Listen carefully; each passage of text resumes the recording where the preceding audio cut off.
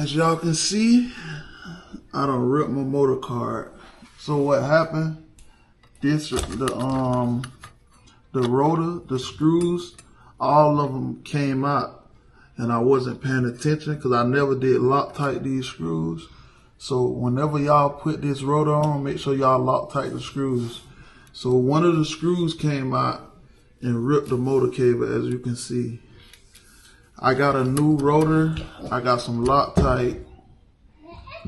I got a mount, because I actually got a 180mm rotor now. So I got a riser for this. I'm about to take this motor off, open it up, and reconnect my wires. And then I should be back on the road. So that's what this video gonna be about. So I finally got the tie off. That took me like 15 minutes because I had to disconnect it from up under the seat, the motor cable. I had to take a whole lot of zip ties off, some screws.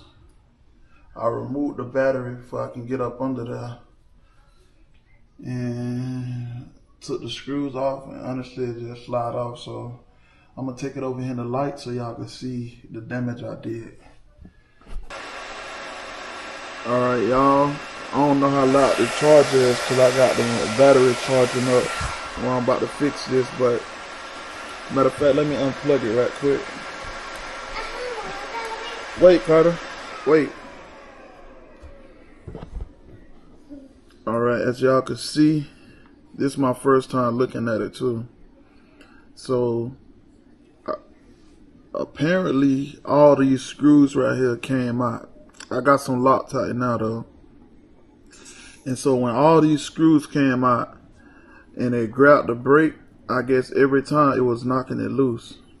And what I just learned from eBike guys, see this little plastic thing what I got on here right here?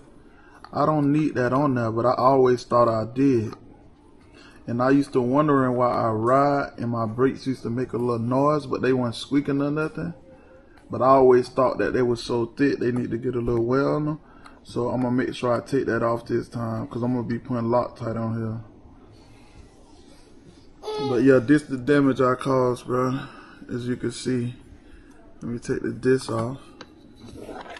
I'm gonna lift this up. Let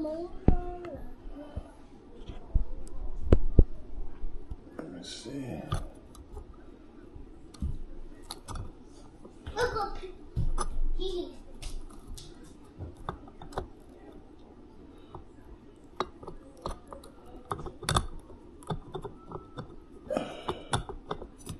Okay. And I got a new brake disc. I'm gonna show y'all though. I'm not gonna reuse that. It's the damage I caused. So it ripped one of the phase cables, and it ripped multiple of the sensor wires. But I'll be able to connect it back up. What I'm gonna do is I'm gonna take the cover off. I'm gonna go ahead and cut it. And what I'm gonna do, I'm gonna push the line in probably like this much more and reconnect it. My line gonna be a little shorter, but I got a little extension cable in there already, so that's what I'm gonna end up doing. So first thing first, I'm not gonna cut it yet because I want to make sure I mesh the wires up. So first I'm gonna take the cover off and I'm gonna go from there. Y'all can see the damage. But you can easily reconnect these. That's the thing about these wires. But you gotta make sure you reconnect them right. And I'm gonna show y'all what I'm gonna be using to reconnect them so it can get proper power through the motor and the battery. I'm gonna show y'all, but I'm gonna take this cover off first. So I took all the screws out. As you can see, all these screws got Loctite on them. So these ain't never even budged. Good thing I learned my lesson now. I'm gonna forever use Loctite on any bolt that I put on my bike. But yeah though, I got all the screws out. Now this is my first time doing this, so I'm guessing that I gotta lift this plate up, but it don't look like you can lift it up And I don't really want to, let me take this little piece what I was telling y'all about right here. You don't have to put this on your bike, and I don't.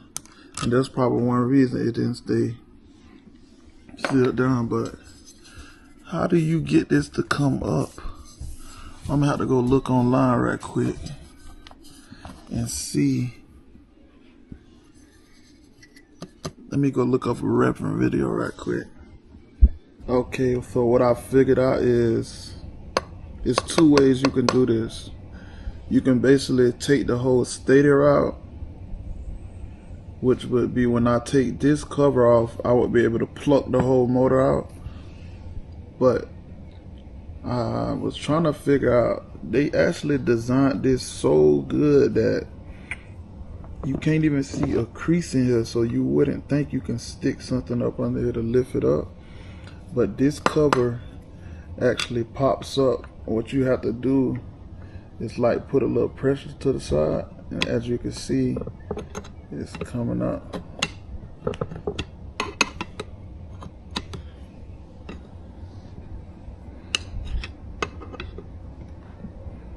Okay, so this actually just lifts up, but you just have to put a little work to it because it's actually tight to do it.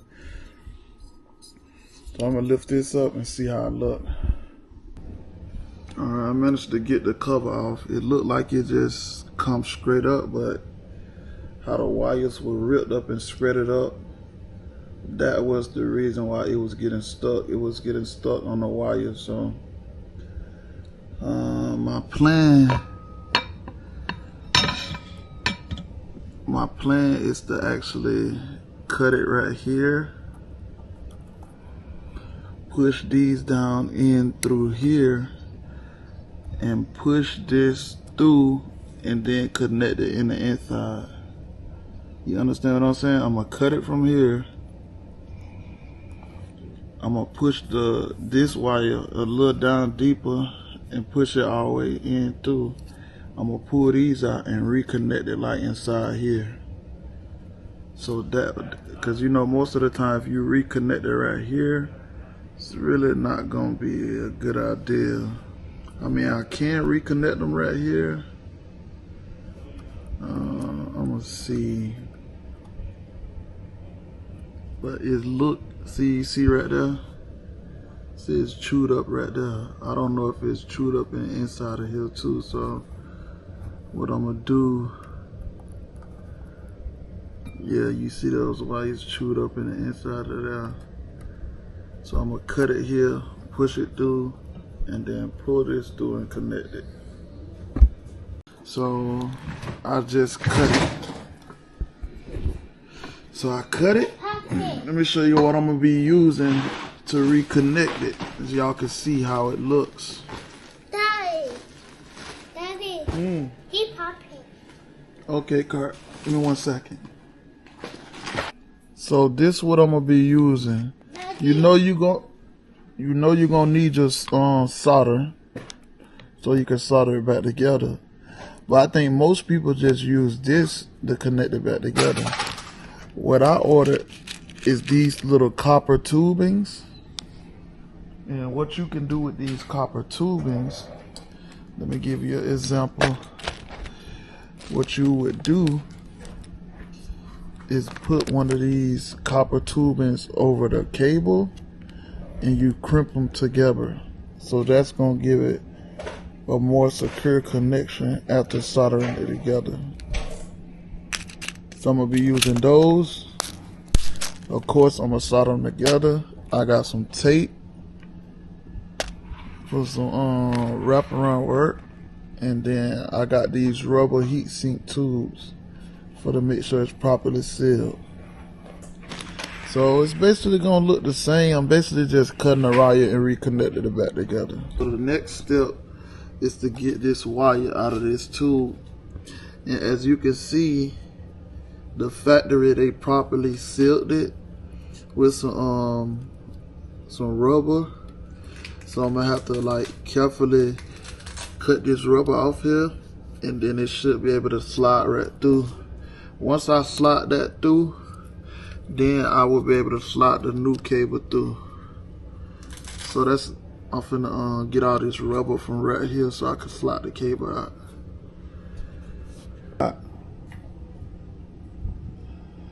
So far, I don't put the cable back through, as you can see. I got the wires separated to how I want them. These over here connects to one of the sensors. Well, this one connects to the bottom sensor. These are the top sensor cables. So, and as you can see, my 3 phases right there.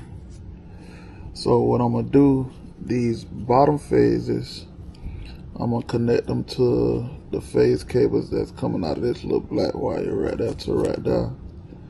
This one, I'm gonna connect them to all these right over there. These, that's what I got these right here for.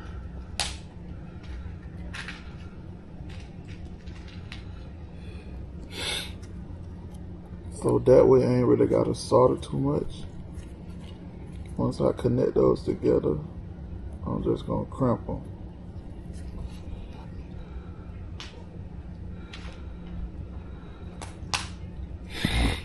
So yeah, that's where I'm at. Now I'm about to go in to connect the wires, and I'm gonna come back on that part, that it properly. Now I'm gonna zip tie everything down. I'm gonna take that back cover off cause to make sure nothing is like, as you can see, some of the little pieces of plastic and wires drop down in the back part. So I'm gonna unscrew that back part to get all the dust out before I seal it up properly. Got everything connected. Make sure I connected every wire to the proper wire. Got the cabling through. I'm gonna have to get what I'm gonna get a rubber gasket to go right here, and then they sell like these metal wires where it can wrap around right here. That's what I'm gonna put right here to protect this. But I'm about to put the screws back in. As you can see, I got some thread locker. I also got the red one. I'm gonna be using the red one right here to make sure these screws do not come out unless you heat them up with the red one.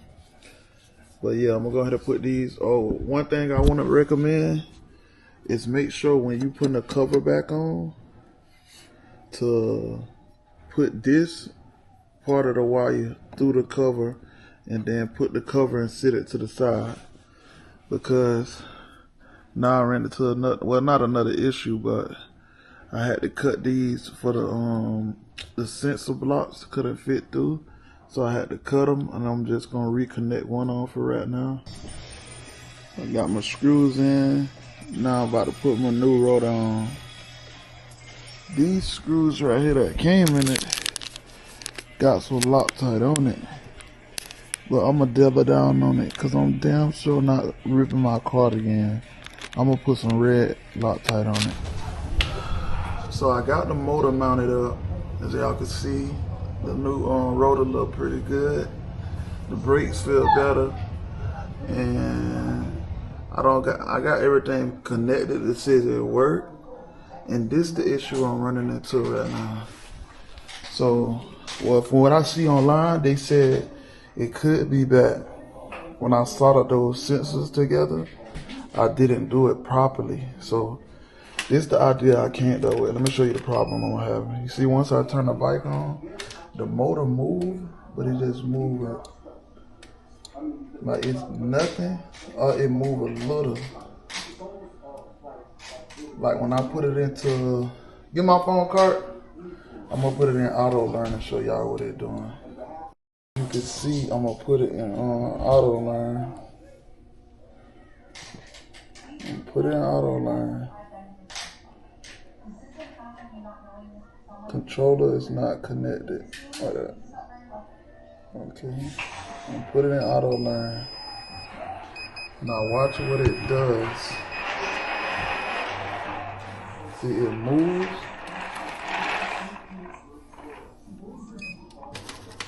See, you see what it's doing?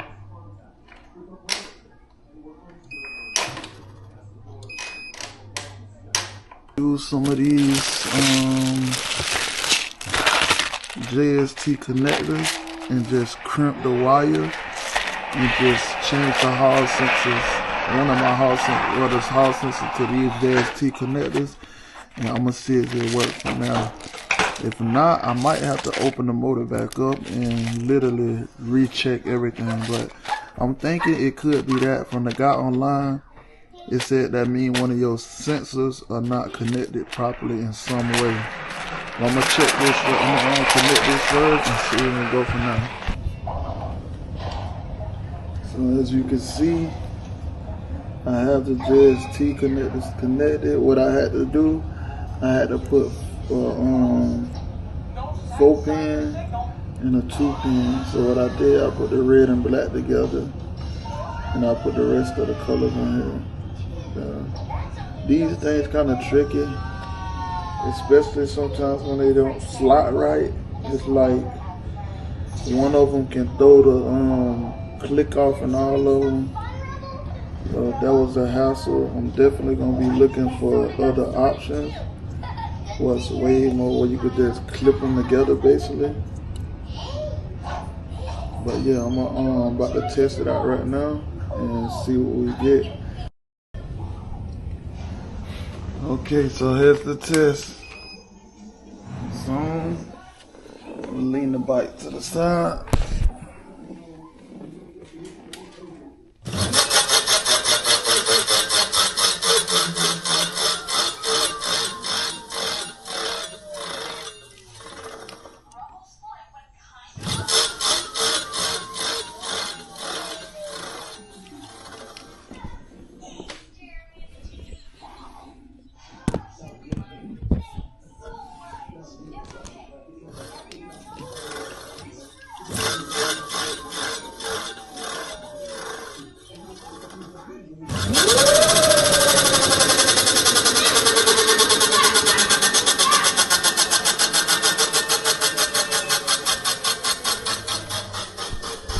Alrighty, so I got it back working. So it had to be the and the tire done went completely flat again. So I'm gonna have to fix that. Well, I'm gonna have to end up taking the back tire off again, but at least I know my wiring and inside was correct.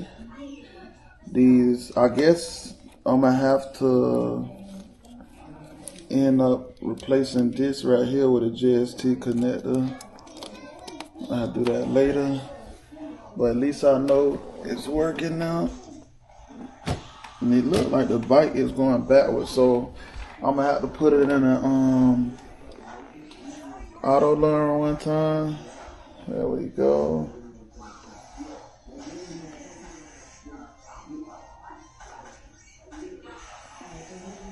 Auto learn. That's the auto learn.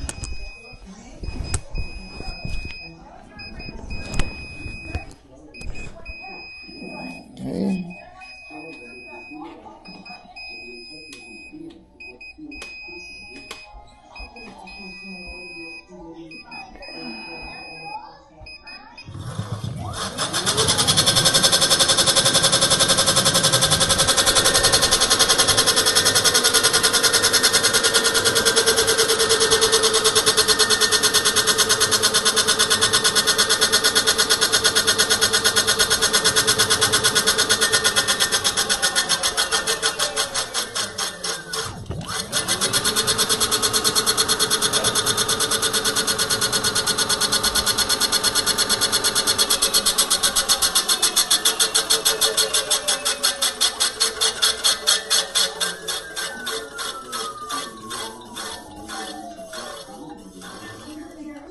And once it says this, throttle error, that's when you know you let it go. And it should be going in the right direction. Oh, it's still going backwards. So since the wheel's still going backwards, what you want to do is you go right here where it says motor, where it says motor reverse direction. And you're going to turn that off, and it should be going forward now. No, it's still going backwards.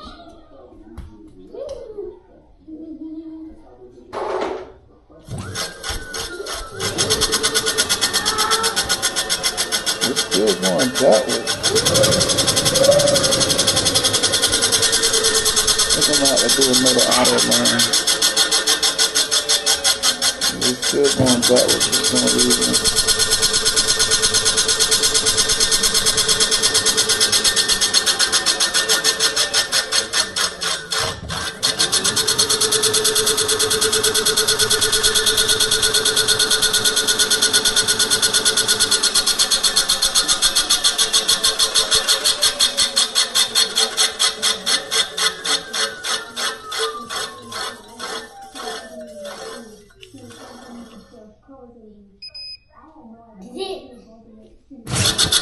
There it go. Now it's going forward. Woo!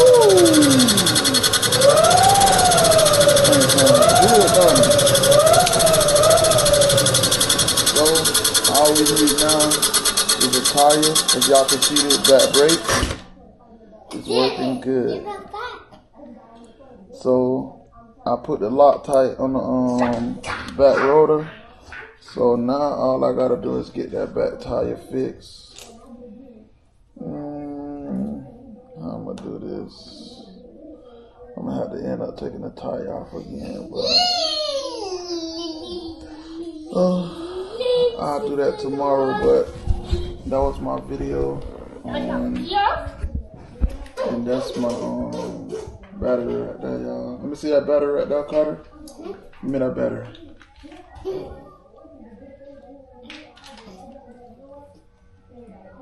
This is my second little battery. I finally was able to wire this correctly. Now I'm gonna be able to mount this right here for right now, and that's gonna give me, what's that one right there? It's that one 35, so 14 plus 26. That's gonna give me 40. So 40 amp hours. But I just gotta get that tire check, and then we in the game.